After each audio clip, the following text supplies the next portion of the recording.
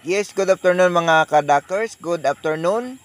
Bago po ang lahat, please subscribe to my YouTube channel, Dak33.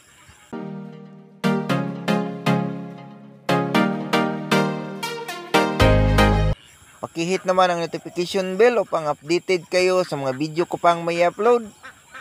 Sa mga gustong magsimula ng pag-alaga ng itik, so kapag may pira po tayo, wag po kayong dadaan sa siho mga kadakers kasi matagal pa natin ma-incomean.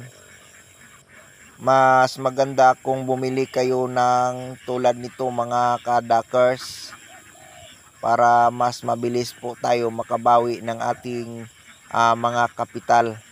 So advice ko po sa mga baguhan pa po mag-alaga ng itik, kung gusto nyo po na makatipid ng pag-alaga ng itik sa patuka, itong klaseng itik lang po yung bilihin ninyo, yung patiros.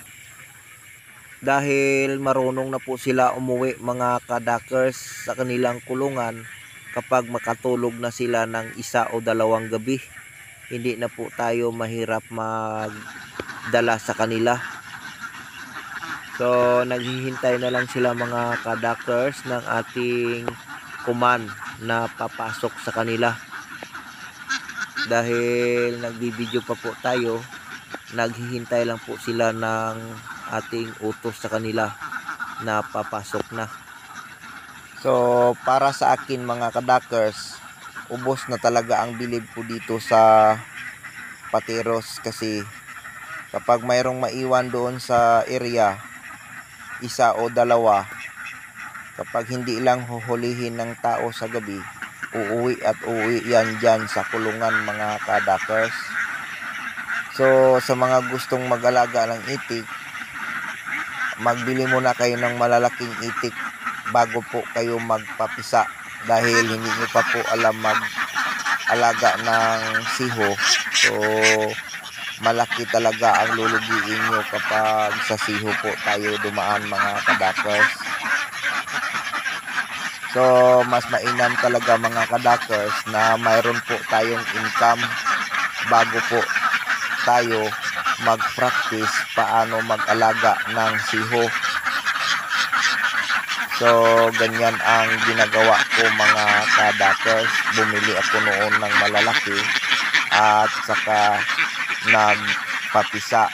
Doon po tayo nag-practice kung paano ang mga technique bago tayo nagkaroon ng ganito karaming mga itik. So sa ngayon mga kadakers, hinihintay ko na yung itik na 500 plus na binili natin. So hanggang dito lang muna mga kadakers. Thank you very much sa inyong patuloy na pagsubaybay sa ating YouTube channel.